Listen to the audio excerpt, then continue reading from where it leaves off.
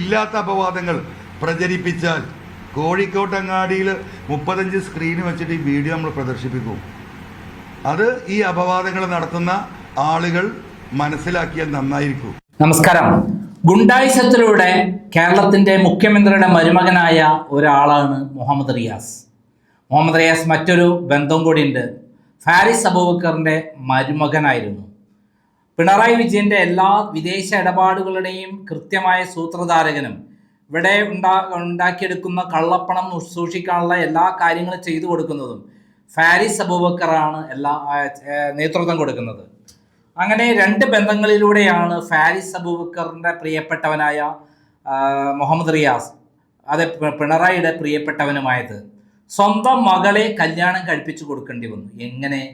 ക്രൈമിൻ്റെ office 2005 ഫെബ്രുവരി 2 തീയിട്ട് അവിടെയുള്ള ജീവനക്കാരെ മർദ്ദിച്ച് അലമാറ താക്കോൽ പിടിച്ചു വാങ്ങി അതിൽ നിന്നും വിലപ്പടിച്ച രേഖകൾ കടത്തിക്കൊണ്ടുപോയി. അത് മറ്റൊന്നുമായിരുന്നില്ല, കമല ഇന്റർനാഷണൽ എക്സ്പോർട്ടിംഗ് കമ്പനിയുടെ രേഖകളായിരുന്നു. ആ കമല ഇന്റർനാഷണൽ എക്സ്പോർട്ടിംഗ് കമ്പനിയുടെ രേഖ മാത്രമല്ല, ലാവ്ലിംഗ് കേസിൽ 278 കോടി രൂപയുടെ അഴിമതി നടത്തിയതിൻ്റെ രേഖകളും അതിൽ പിണറായി വിജയന് വിദേശത്തെ ബാങ്ക് അക്കൗണ്ടുകളിൽ വന്ന ബിനാമി അക്കൗണ്ടുകളുടെ പണമിടപാടുകളുടെ രേഖകളുമായിരുന്നു അതിലുണ്ടായിരുന്നത്. അങ്ങനെയാണ് നമ്മുടെ മുഹമ്മദ് റിയാസ് അത് വെച്ച് ബ്ലാക്ക്മെയിൽ ചെയ്ത് പിണറായി വിജയനെ ബ്ലാക്ക്മെയിൽ ചെയ്ത് അവസാനം പിണറായി വിജയന് സ്വന്തം മകളെ കല്യാണം കഴിച്ചു കൊടുക്കുക മാത്രമല്ല പല പ്രമുഖരായ നേതാക്കന്മാരെയും വെട്ടി മരുമോനിസത്തിലൂടെ ടൂറിസം വകുപ്പിൻ്റെ പൊതുമരാമത്ത് വകുപ്പിൻ്റെ ചാർജ് ഏൽപ്പിക്കുന്നത്. അതുവരെ പ്രവർത്തിച്ച പാവപ്പെട്ട മാർക്സിസ്റ്റ് പാർട്ടിയിലെ പ്രമുഖരായ നേതാക്കന്മാർ കണ്ണും മെഴിച്ച് നോക്കിയിരിക്കാനേ പറ്റുള്ളൂ. എന്തിന്? കഴിഞ്ഞ 2016 മുതൽ 2021 വരെ കേരളത്തിൽ തിളങ്ങി നിന്ന ശൈലജ ടീച്ചറെ പോലും വെട്ടിമാറ്റിയിട്ടാണ് പിണറായി വിജയൻ മരുമോനെ കൊണ്ടുവന്നത്. എം.എൻ. ഷംസീറിന് ആദ്യം ഒരു സ്ഥാനം കൊടുത്തില്ലെങ്കിലും അവസാനം സ്ഥാനം കൊടുക്കേണ്ടി വന്നു, സ്പീക്കർ സ്ഥാനം. ഇപ്പോൾ ആ ഷംസീറിനടക്കം വെട്ടിയിരിക്കുകയാണ് പിണറായി വിജയൻ. കാരണം മരുമോനെ മുഖ്യമന്ത്രിയാക്കണം. അങ്ങനെയുള്ള റിയാസ് മത്സരിക്കുന്നത് ബേപ്പൂരിലാണ്. കേരളത്തിലെ മാർക്സിസ്റ്റ് പാർട്ടിയുടെ കോട്ടയെന്ന് പറയുന്ന ബേപ്പൂർ കഴിഞ്ഞ തദ്ദേശ സ്വയംഭരണ തെരഞ്ഞെടുപ്പിൽ 1318 വോട്ടായി ചുരുങ്ങി. അതായത് 28,000-ഓളം വോട്ടാണ് കഴിഞ്ഞ നിയമസഭാ തെരഞ്ഞെടുപ്പിൽ കിട്ടിയത്. അപ്പോൾ ഇനി 1300 വോട്ടിൻ്റെ ഭൂരിപക്ഷമേ ഉള്ളൂ. ഇപ്പോൾ അവിടെ മത്സരിക്കുന്നത് ആരാണ്? PV അൻവറാണ്. കേരളത്തിലെ മുഖ്യമന്ത്രിയുടെയും അതേപോലെ P ശശിയുടെയും അതുപോലെ പ്രമുഖരായ നേതാക്കന്മാരുടെയും എല്ലാം ഉള്ളറ രഹസ്യങ്ങൾ കൃത്യമായി അറിയുന്ന PV അൻവർ കൃത്യമായി പറഞ്ഞാൽ ഇപ്പോൾ റിയാസിന് ഭീഷണിയാണ്.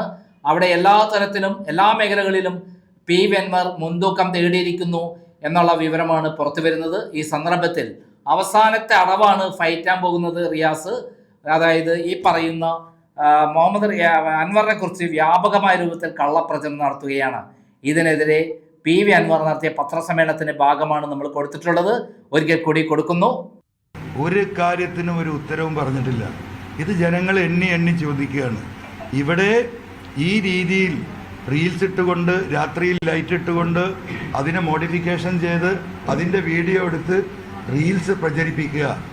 ടൂറിസത്തിൻ്റെ പേരിൽ വ്യാപകമായ അഴിമതിയും കൊള്ളയും നടന്നു എന്ന് ജനങ്ങൾ പറയുക.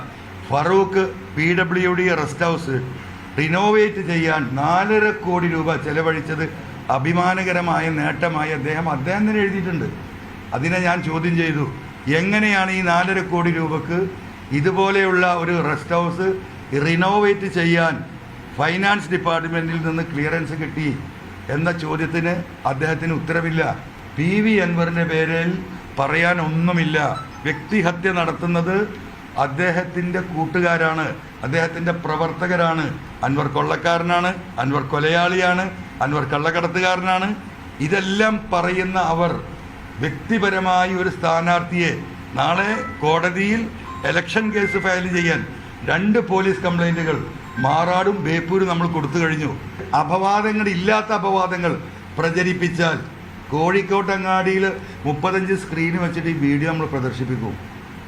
അത് ഈ അപവാദങ്ങൾ നടത്തുന്ന ആളുകൾ മനസ്സിലാക്കിയാൽ നന്നായിരിക്കും.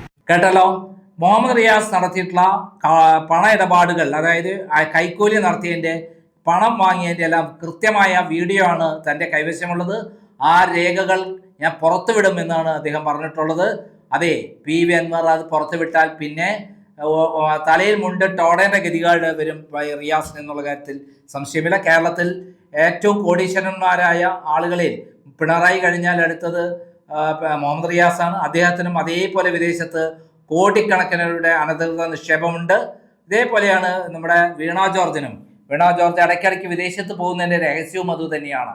എന്തായാലും ഒരു വലിയ ക്രിമിനൽ ഗൂഢാലോചന സംഘത്തിൻ്റെ ഒരു കണ്ണിയാണ് മുഹമ്മദ് റിയാസ്. അദ്ദേഹം ക്രൈമിൻ്റെ ഓഫീസ് ആക്രമിച്ചത് വഴി കിട്ടിയിട്ടുള്ള നേട്ടങ്ങൾ ചില്ലറയൊന്നുമല്ല. അദ്ദേഹം നാളത്തെ മുഖ്യമന്ത്രിയായി മാറാൻ വേണ്ടി പിണറായി വിജയൻ സകല പണിയും നടത്തുകയാണ്. അപ്പോൾ അതിനുവേണ്ടി സകല നേതാക്കന്മാരെ വെട്ടിമാറ്റി അവസാനം പിണറായി വിജയനും മരുമോനും മാത്രമായി തീരും ഈ പാർട്ടി എന്നുള്ളതാണ് സത്യം. നന്ദി, നമസ്കാരം.